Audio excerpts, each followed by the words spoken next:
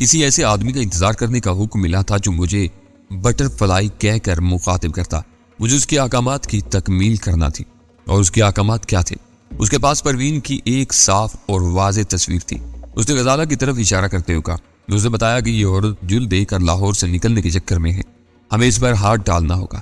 جب اس کے پاس تصویر تھی تو تمہاری کیا ضرورت تھی؟ اس بات پر مجھے خود حیرت ہوئی تھی، لیکن اسے اندیشہ تھا کہ پروین ہودیہ بھی بدل سکتی ہے۔ ایسی صورت میں مجھے دیکھ کر وہ بکلا جاتی اور اس کا راز فاش ہو جاتا۔ پھر اس نے پردے کی بنا پر اس پر شبہ کیا اور مجھے اس کی بات درست معلوم ہوئی، کیونکہ قد قامت جسامت میری دیکھی بھالی تھی۔ ایئر ہوسٹس کو رکا کس نے پہنچایا تھا؟ رکا؟ اسے حیرت سے دہرایا، مجھے کسی رکا کا علم نہیں، البتہ اس نے کسی مسافر سے میری جگہ ضرور بتلوائی تھی تاکہ میں آسانی کے ساتھ پروین پر نگاہ رکھ سکوں اور جب بھی وہ نقاب ہٹائے تو اسے پہچان دوں۔ کراچی اترنے کے بعد کیا پروگرام طے ہوا تھا؟ اس نے مجھے ہدایت کی تھی کہ میں صدر کے ایک ہوٹل میں قیام کروں۔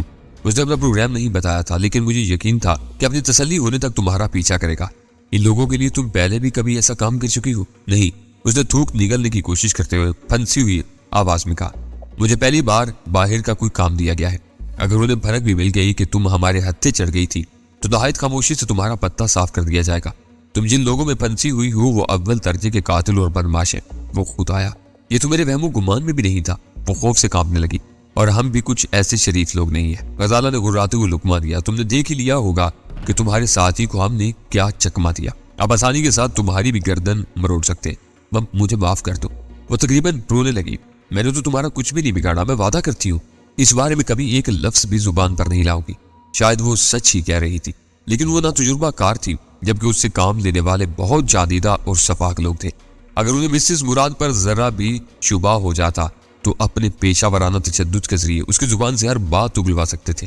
دوسری طرف ہمارے لیے ممکن نہ تھا کہ اسے اپنے گلے کا ہار بنائے رکھتے۔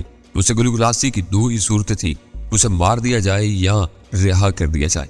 میری نگاہوں میں وہ ان لوگوں کی شریک کار نہیں تھی۔ شریک کار ہوتی تو پھر موت کی سوداگری کا انعام بھی موت سے ہرگز کم نہ ہوتا، لیکن وہ حقیقی معنوں میں ان کی اعلی کار تھی، اس لیے اسے رہا کرنا ہی مناسب تھا۔ لیکن اس کی رہائی سے پہلے میں ذہنی طور پر اسے اس قدر الجھا دینا چاہتا تھا کہ کبھی اسے زبان کھولنے پر مجبور بھی کر دیا جائے تو ان کی صحیح سمت میں رہنمائی نہ کر سکے۔ زبان کھول کر تم ہمارا کچھ نہیں بگاڑ سکو گی، میں نے سوچی سمجھی حکمت عملی کے تحت کہا، خود اپنا ہی نقصان کرو گی۔ ان میں لچے لفنگے اور قاتل ہیں، لیکن ہماری ایک باقاعدہ تنظیم ہے۔ ایک آدمی کو نقصان پہنچا تو 10 اس کی جگہ لے لیں گے، اور صرف تنظیم ہی نہیں، ان سے دشمنی کے پیچھے ہمارا روایتی انتقامی جذبہ بھی کار فرما ہے۔ ان لوگوں نے ہمارے 2 جیالوں کو مارا ہے، اب جب تک ہم ان کی اینٹ سے اینٹ نہ بجا دیں گے خاموش نہیں بیٹھیں گے۔ تم یقین کرو میرا ان کے کسی جرم سے کوئی تعلق نہیں۔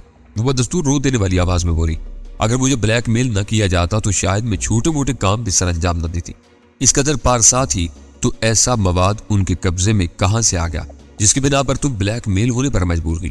غزالہ نے زہریلے لہجے میں دخل اندازی کی، اس کے ہونٹوں کے گوشے پھڑپڑائے اور وہ فریاد طلب نگاہوں سے میری طرف دیکھنے لگی۔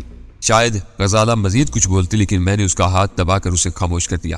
سلطان شاہ نے بھی اس مرحلے پر اپنے مردود پن کا ثبوت دیا اور کار چلاتے ہوئے غصے سے سر جھٹک کر پشتوں میں نہ جانے کیا کچھ بڑبڑانے لگا۔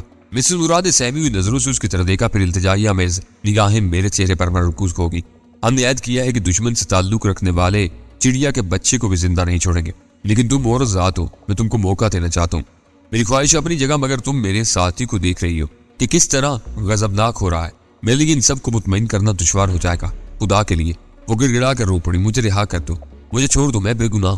خاموش رہو نامراد عورت، غزالہ نے اسے چھڑک دیا اور وہ سہم کر چپ ہوگی۔ اسے یہیں اتار دو۔ گلشن اقبال سے گزرنے کے بعد نیو ٹاؤن پولیس اسٹیشن والے چوراہے پر میں نے سلطان شاہ سے کہا، اور مسز مراد جلدی جلدی رومال سے اپنی آنکھیں صاف کرنے لگی۔ گاڑی رکتے ہی وہ اس قدر اجلت میں اتری تھی جیسے اسے اندیشہ رہا ہو کہ تاخیر ہونے کی صورت میں کہیں میں اپنا ارادہ نہ بدل دوں۔ گھر پر بے فکری سے ان واقعات پر غور کرنا شروع کیا تو اندازہ ہوا کہ روا روی میں ہم لوگ بھیڑوں کے چھتے کو چھیڑائے تھے۔ مسز مراد کا رویہ جو کچھ بھی رہتا، اس کا ساتھی اپنے اوپر والے کو ضرور یہ بتاتا کہ لاہور سے ایک مشتبہ عورت کراچی آئی تھی جس کے تعاقب کی کوشش ناکام بنا دی گئی۔ UA2 کی توجہ کراچی کی طرف مبذول ہو جانی تھی۔ محض انہی اندیشوں کے پیش نظر میں نے غزالہ کو مکمل طور پر گھر میں محدود ہو جانے کی ہدایت ڈالی تھی، کیونکہ ان لوگوں کے پاس غزالہ کی تصویر موجود تھی۔ واپسی پر پہلے غزالہ کو اس کے گھر چھوڑا گیا، پھر سلطان شاہ میرے گھر سے بھرپور تیاری کر کے اس ہوٹل کی طرف روانہ ہو گیا جہاں مسز مراد کو قیام کرنا تھا۔ اگر A2 کی توجہ کراچی کی طرف مبذول ہونی ہی تھی تو اس میں اس کے لیے دھمکی یا عبرت کا پہلو ہونا ضروری تھا۔ میں نے سلطان شاہ کو کھلی چھٹی دے دی تھی، کوئی شخص مسز مراد کا رخ کرے تو اسے اغوا کر لیا جائے، اگر ناکامی کا خوف ہو تو بے دریغ اس کا خاتمہ کر دیا جائے۔ اسے جو کچھ اطلاعات لاہور پہنچائی ہوں ان سے ہٹ کر بھی وہ بہت سی باتوں کا عینی شاہد تھا۔ دوسری طرف وہ واقعات کی روشنی میں A2 کا قابل اعتماد ساتھی نظر آ رہا تھا، لہٰذا اس کی ہلاکت میری نگاہ میں ضروری تھی۔ وہ معاملات تو بظاہر طے ہوتے نظر آ رہے تھے، لیکن کراچی کے معاملات سے میں قطعی طور پر لا علم تھا۔ جاتے ہوئے شہر میں ساری سرگرمیاں معطل کر دی گئی تھی اور جہانگیر کا اندازہ تھا کہ ہیرون کی آخری کھیپ شاید ایک ہفتے تک شہر کی ضروریات پوری کر سکے گی۔ اس کے بعد کے آلات کا انحصار اوپر کے حکام پر تھا۔ اس وقت تنظیم کے معاملات بھی عجیب پیچیدگی کا شکار تھے۔ B1 یعنی مٹا خان اپنے ہاتھوں خودکشی کر کے کیفر کردار کو پہنچ چکا تھا اور کسی کو علم نہیں ہو سکا تھا کہ اس کی حویلی سے برآمد ہونے والا طاقتور ٹرانسمیٹر ریسیور MT300 ہیرون کی مقامی اور بین الاقوامی تجارت میں استعمال ہو رہا تھا۔ فوجی ماہرین سے شہری حکام تک ہر ایک کا یہی خیال تھا کہ مٹا خان کوئی غیر ملکی جاسوس تھا جس نے راز فاش ہونے کے خوف سے خودکشی کر لی۔ اس اہم واقعے کے بعد ہدایات دینے کے لیے MT300 کا استعمال ترک کر دیا گیا تھا۔ B1 کی جگہ کسی اور کو مقرر کرنے کی بجائے A2 نے رات کے مقررہ اوقات میں بذات خود فون پر ہدایات جاری کرنے اور رپورٹیں وصول کرنے کی ذمہ داری سنبھالنی تھی۔ وہ جس فون کو اس کام کے لیے استعمال کرتا تھا اسے میں لاہور میں تباہ کر کے آیا تھا۔ اس طرح کراچی سے کوئی بھی کارکن A2 سے رابطہ قائم نہیں کر سکتا تھا۔ البتہ A2 حسب مرضی کسی بھی نمبر سے مقامی اہلکاروں سے رجوع کر سکتا تھا۔ بذات خود B1 کے منصب پر فائز تھا جو اسکندر علی کی معطلی اور پھر ہلاکت کے نتیجہ میں خارج ہوا تھا۔ C1 یا قاسم میرا ماتحت تھا، لیکن اپنے اختیارات کی بنا پر وہ خاصا خود سر ہو گیا تھا۔ رکشی کے معاملے میں میرے ساتھ اس کا معرکہ جاری تھا۔ اسے مجھے خوف زدہ کرنے کی ہر ممکن کوشش کر ڈالی تھی جو ناکام رہی، مگر میں نے سلطان شاہ کے ہاتھوں اس کے خالی گھر میں خاصی ابتری پھیلا ڈالی تھی۔ دوسری طرف قاسم نے رکشی کو بھی گلشن اقبال کے ایک مکان میں چھپا دیا تھا تاکہ اسے A2 کے صادر کیے ہوئے سزائے موت کے فیصلے سے بچایا جا سکے۔ قاسم نے اپنی طرف سے رکشی کی روپوشی کا ڈھونگ رچایا ہوا تھا، مگر میں اس کی کمین گاہ سے واقف تھا اور کسی بھی وقت اس کی اس حرکت کا انکشاف کر کے A2 سے سزا یاب کر سکتا تھا۔ کارروائیاں معطل کرتے ہوئے میرے ذمہ صرف ایک کام کیا گیا تھا کہ ہیرون کی بیرون ملک اسمگلنگ کے لیے کیریئر تیار کر کے براہ راست A2 کو اطلاع دو۔ وہ کام میں حامد کے ذریعے کسی بھی وقت سر انجام دے سکتا تھا۔ جب میں مخصوص ٹرانسمیٹر پر جہانگیر سے بات کرتا تھا تو میری حیثیت B4 کی ہوتی تھی جسے وہ براہ راست جواب دیتا، لیکن بطور ڈینی وہ مجھے اپنا دوست بلکہ ماتحت سمجھتا تھا۔ میں نے خاصی سوچ بچار کے بعد اسے بات کرنے کا فیصلہ کر لیا۔ سلسلہ ملنے پر دوسری طرف سے جہانگیر ہی نے ریسیور اٹھایا تھا، پھر میری آواز پہچانتے ہی ایک دم پھٹ پڑا۔ تم بغیر کوئی اطلاع دیے کہاں غائب تھے؟ 2 دن سے تمہیں تلاش کر رہا تھا۔ شہری میں تھا، ایسی کیا ضرورت پڑ گئی تھی میری؟ میں نے ہنستے ہوئے طنزیہ لہجے میں کہا، ادھر چلی آؤ تو بتاتا ہوں۔ اس کا لہجے میں رازدارانہ سنجیدگی ہوت کر آئی۔ بھابھی کہاں ہے؟ میں نے مانی خیز لہجے میں سوال کیا۔ کون نہ کھلاؤ میرا، اس کی گھراٹ سنائی دی۔ اس ساری ہیڈ ماسٹرنی نے الگ دماغ خراب کیا ہوا میرا۔ کل ہی کراچی میں اس کا کوئی معمول دریافت ہوا ہے، کچھ دنوں کے لیے اس کے گھر گئی ہے۔ یہ تو بڑی خوشی کی بات ہے، میں نے خوش دلی کے ساتھ کہا، لیکن یہ یاد رکھو کہ بیوی سالی کبھی نہیں بن سکتی۔ پہلا رشتہ غصے کا ہے اور دوسرا سراسر پیار کا ہوتا ہے۔ ہوتا ہوگا یار، جس کا ہوتا ہوگا۔ وہ رو میں کہہ گیا، اپنے تو سرے سے سالی بھی نہیں ہے یار کوئی۔ میں نے اس کی بے بسی پر دل کھول کر کہکا لگایا، پھر جلدی پہنچنے کا وعدہ کر کے ریسیور کریڈل پر ڈال دیا۔ میں تیار ہو کر اس کے گھر پہنچا تو لان پر بدستور خونخوار کتوں کا راج تھا جو اپنے رکھوالے کے پاس کھڑے لمبی لمبی زبانیں باہر لٹکائے دمیں ہلا رہے تھے۔ میں نے سنا ہوا تھا کہ دم دار جانوروں کی مزاج کا اندازہ دم کی حالت سے کیا جا سکتا ہے، اور اس وقت وہ دمی صاحبان دم کے خوشگوار موڈ کا اعلان کر رہے تھے، لہذا میں بلا جھجک کار سے اتر کر اندر چلا گیا۔ جہانگیر نے میرے پرتپاک رویے کا جواب قدر سرد مہری سے دیا۔ پھر جب بیٹھنے کے بعد میں نے غور کیا تو اس کے چہرے پر اتسری برس رہی تھی، لیکن میں نے اس پر کوئی تبصرہ نہیں کیا۔ کہاں غائب تھے تم؟ رسمی گفتگو کے بعد اس نے سنجیدگی کے ساتھ سوال کیا۔ مصروف تھا، میں نے مسکراتے ہوئے کہا، اسے آگے جاننا چاہو گے تو کچھ بھی نہ بتا سکوں گا۔ دیکھو ڈینی، دوستی اپنی جگہ ہے اور کام اپنی جگہ۔ یہ نہ بھولو کہ تمہارے بارے میں کسی کو جواب دے گا۔ اس کی سنجیدگی کچھ ضرورت سے زیادہ گہری ہوگی۔ تو کیا اس بارے میں جواب طلب کیا گیا ہے تم سے؟ میں نے تحیر آمیز لہجے میں پوچھا۔ B4 لاپتہ ہے، ٹرانسمیٹر پر کوئی جواب نہیں ملتا۔ C1 پچھلے 2 دنوں میں کم از کم 5 بار تمہارے بارے میں دریافت کر چکا ہے، شاید اسے میری اور تمہاری دوستی کا علم بھی ہے۔ میں گہری سانس لے کر صوفے کی پشت گاہ سے ٹک گیا۔ یہ C1 کون ہے؟ اوپر والے سب بھی فون پر کسی کتے کی طرح گراتے ہیں۔ وہ برا سو منہ بنا کر بولا، میں D1 ہوں اور B4 کا ماتحت ہوں، تو C1 بھی مجھ سے اوپر ہی ہوگا۔ اس نے تحکم امیز لہجے میں تمہارے بارے میں پوچھا تھا۔ جب میں نے کسی C1 سے لا علمی کا اظہار کیا تو وہ سڑی سڑی گالیوں پر اتر آیا۔ آخر میں اس کا لہجہ خفت آمیز ہو گیا۔ میرے لیے وہ لمحہ فکریہ تھا۔ قاسم میری تلاش میں اس قدر دیوانہ ہو رہا تھا کہ ساری احتیاط بالائے طاق رکھ کر براہ راست جہانگیر سے رابطہ قائم کر بیٹھا تھا۔ پھر تم نے کیا بتایا؟ میں نے اسے خاموش پا کر ٹوکا۔ مجھے معلوم ہی کیا تھا جو اسے بتاتا۔ ہر بار اس نے ایک ہی بات کہی کہ جب بھی تم سے ملاقات ہو اس کا پیغام تم تک پہنچا دو۔ مجھے حیرت ہے کہ اس سے تمہارا کیا وابستہ ہو سکتا ہے؟ تم تو میرے ماتحت ہو نا۔ اپنی پریشانی کے باوجود میں اس کی بے یقینی پر ہنس پڑا۔ یہ تو اسی سے پوچھنا تھا تم کو۔ میرے لیے تو سیون بالکل نیا نام ہے، ہو سکتا ہے وہ کوئی غیر متعلق آدمی رہا ہو۔ وہ خوفزدہ انداز میں ہنسنے لگا۔ ہمیشہ دور کی کوڑی لاتے ہو، بھلا وہ باہر کا آدمی کیوں ہونے لگا؟ خدا کرے کہ تم سے کوئی بے احتیاطی سرزد نہ ہوئی ہو۔ میں سنجیدگی کے ساتھ بڑبڑایا۔ ہو سکتا ہے کہ وہ میرا یا تنظیم کا دشمن رہا اور اسے کہیں سے کوڈ سسٹم کی بھنک مل گئی ہو۔ تمہاری طرح وہ بھی اندازہ لگا سکتا تھا کہ B4 اور D1 کے درمیانی خلا کو کوئی C1 ہی پر کر سکتا ہے۔ وہ میرے قریب سے رکھا۔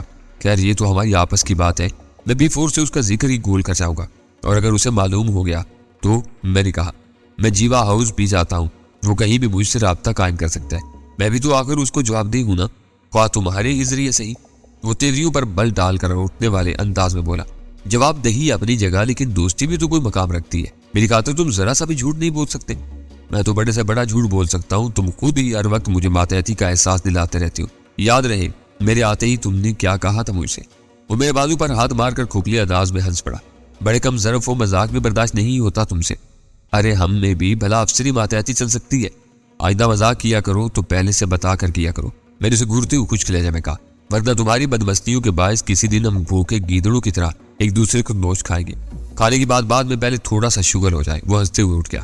تمہاری پسندیدہ بلیک ٹاگ ہے، اس نے ایک گلاس بنا کر واپس لوٹتے ہوئے کہا۔ پھر ہم دونوں نے ایک دوسرے کے جام سے تشویز کیے اور الائچی سیال اپنے میدوں میں اونڈیلنے لگے۔ یار یہ C1 بہت غیر ذمہ دار آدمی معلوم ہوتا ہے۔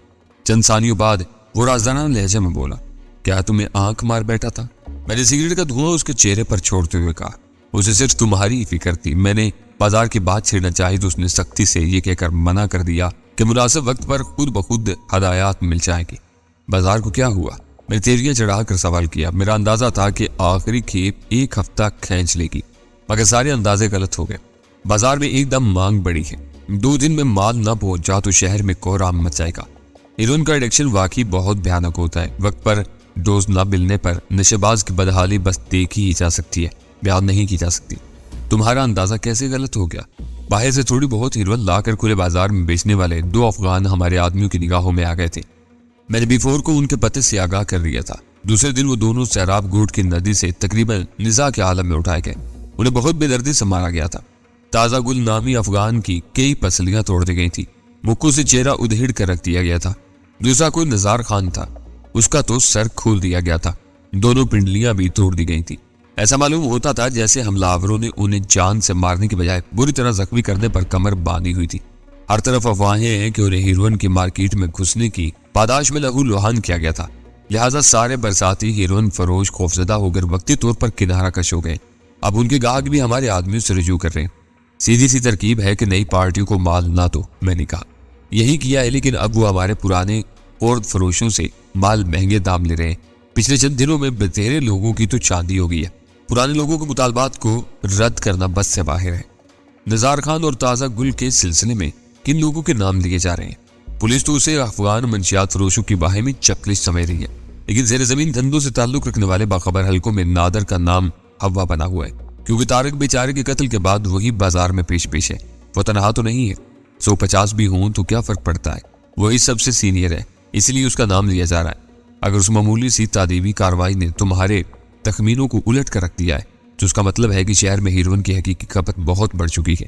ہم اس بازار کے سب سے بڑے حصے دار ضرور ہیں، لیکن چھوٹے موٹے آدمی بھی خاصا کام کر رہے ہیں۔ میں نے اپنے گلاس سے آخری گھونٹ لیتے ہوئے کہا، ایک بات پوچھوں؟ اس نے براہ راست میری آنکھوں میں دیکھتے ہوئے سنجیدگی کے ساتھ سوال کیا۔ 2 پوچھنا، لیکن پہلے گلاس لبریز کر دو۔ میں نے گلاس کا پیندہ میز کی چوبی سطح پر مارتے ہوئے کہا۔ موٹر اور بوتل کے ساتھ ہی آئس ٹرے بھی ساتھ لیا۔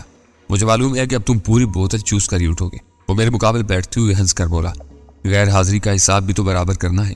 کبھی تم نے موجودہ حالات پر غور کرنے کی کوشش کی ہے؟ چند ثانیوں کے سکوت کے بعد اس نے بات چھیڑی۔ کچھ دن پہلے بھی ہم یہی موضوع زیر بحث لا چکے ہیں۔ میں نے ابروں پر بل ڈال کر کہا، کون سا موضوع؟ اس نے حیرت سے پوچھا۔ یہی کہ ہم کھلی زد پر ہیں، B4 سمیت ہر ایک پردے میں ہے۔ اونچ نیچ ہوگی تو بے موت مارے جائیں گے۔